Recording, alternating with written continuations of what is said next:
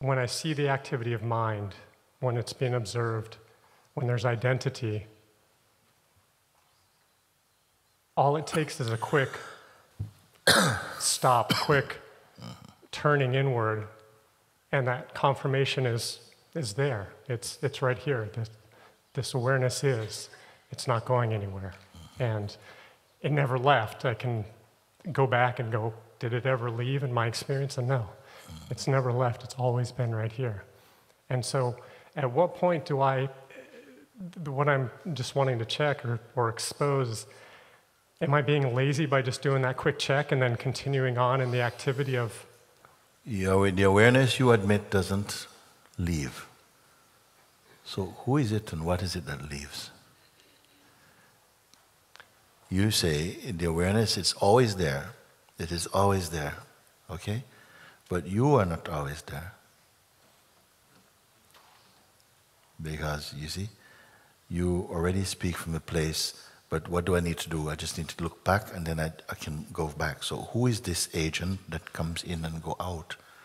This is what I want to clarify with you, because are you speaking from and as awareness, or as something, as a visitor, a tourist in awareness, that you go back there, or that you're essentially awareness, but a part-time person?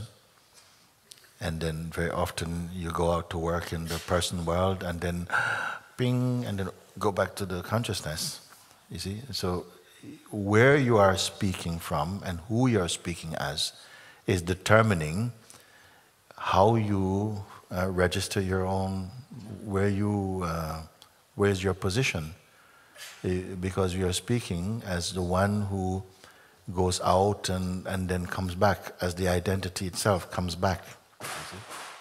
And it wants to know, what am I doing, or what can I do to stabilize in this?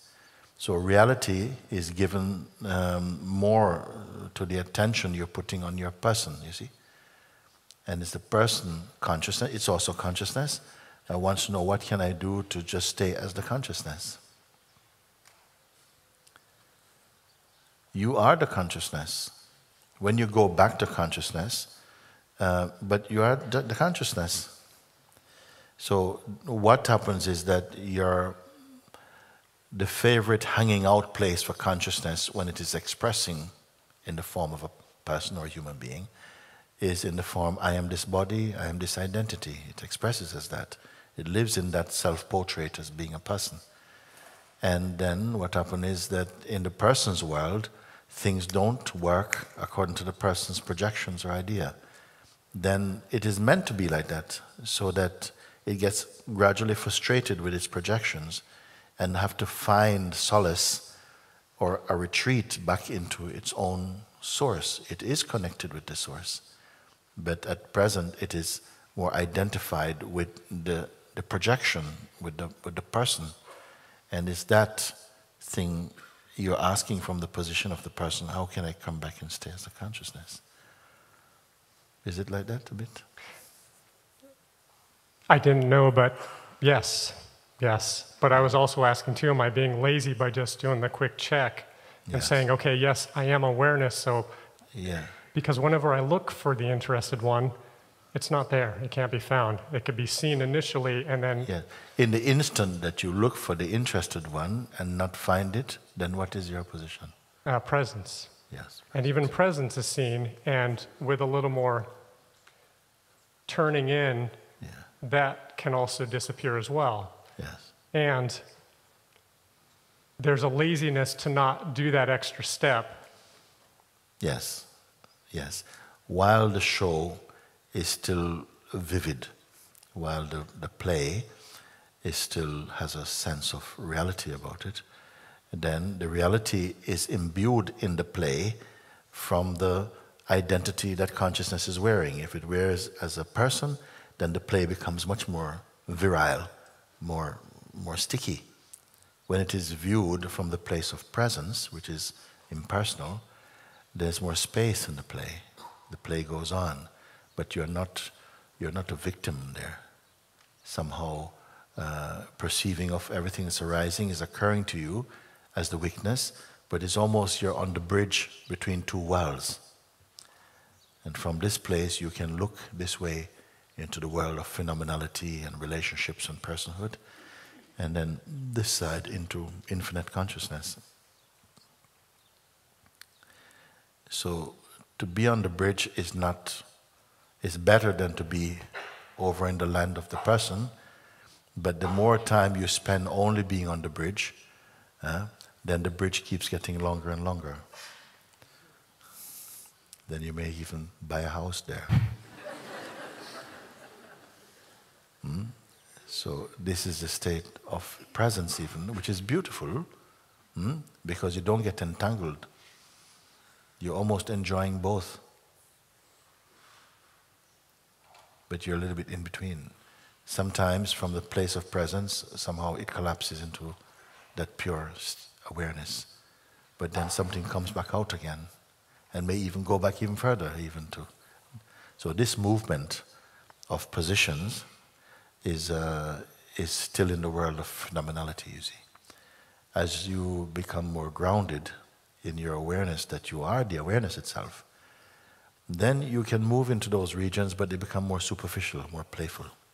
It will not have the kind of consequence that it will have while you're in a state of personhood or even in a state of presence. You see? How to do this, how to do it. Once you come to the state of presence, presence meaning that you are aware of the body and the senses and sensations that we call life, and the function of memory and intellect and imagination and actuality, all of these things are playing for you. And you enjoy through them, but you're not so stained by them. No? That's a place of presence.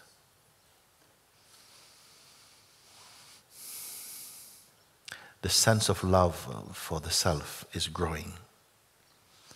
The more it grows into itself, the less attraction it will have for the world. At some point, your self-love combusts into complete unicity. It is happening naturally. Just like if you fall in love with someone, the love wants to grow, it wants to expand. Nobody is required. You don't need anyone to remind you to remember your beloved. It is caught inside the trap, in the net of your own love. It just wants to expand. And once you have tasted this self-taste of the self, you just want to go all the way.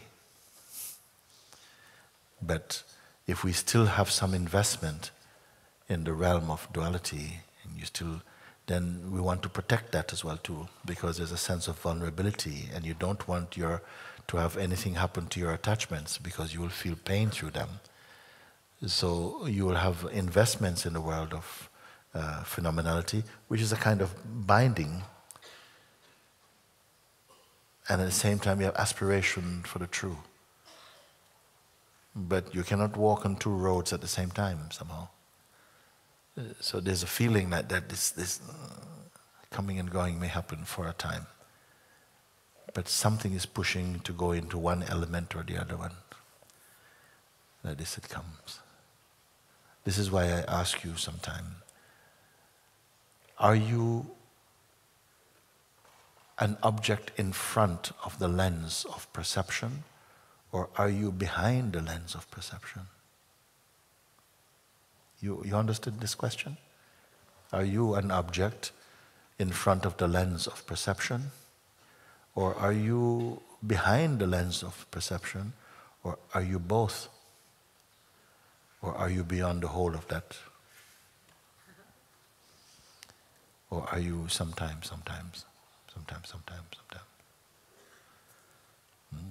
It's worth to just reflect on that a little bit.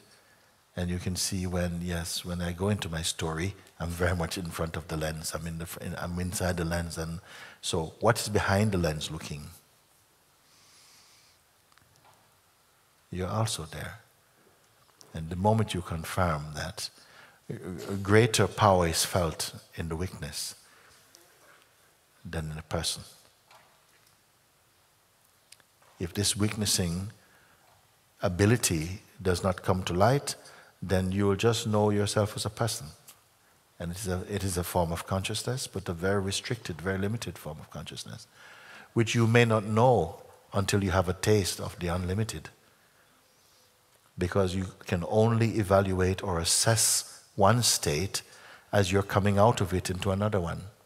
When you're fully in one state, you don't know what you are. You don't know, you have no measure to compare. But as you're coming out of one state, you can look back and feel, oh, I didn't know I was so tense before. But when you didn't know a contrast, you only knew this tension, then it was life. As soon as you begin to taste the inner freedom, then you start to see your bondage, isn't it? And it creates a kind of war. Because one part wants to go to full freedom, another part is still holding on to past, imagination. This struggle happens, you see. But love wins. What you love more, like there's a saying, I grew up with this saying, you become what you love. The more you're in love with the self, the more you move away from the non-self. At one time, it will become so intensely powerful, this love for the self, that you cannot bear duality. You see? When you cannot bear duality, what's going to happen then? You come into total unicity, and then what will happen to the duality that we love? It simply becomes expression of the unicity. It's not that it goes up and family, everybody, everything is gone, and you are just there alone as emptiness. we have to speak like this because there's a lot of fears around that. There's an old saying, it says, when the world is seen, God is not seen. And when God is seen, the world is not seen. Then you think, oh my God. Oh my God. As long as I'm seeing the world, I'm not discovering the true. But as soon as I discover the true, the world disappears. What it means not the form of the world disappear, but the meaning it has for you. Because there isn't anything that has one single meaning for everybody. And each one have their own meaning. You see? So what is the true meaning of the thing? Maybe it has no meaning.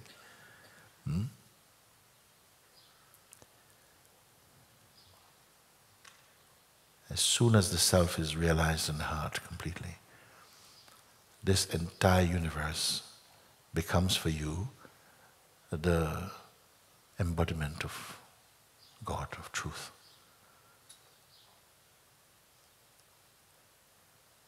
It's just this, not, I just got married last week, I can't afford for my wife to be nothing just yet.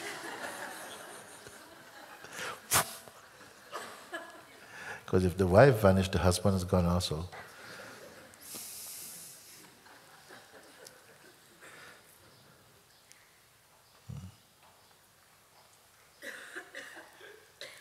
Yeah. Thank you. Yeah. You love yourself to death.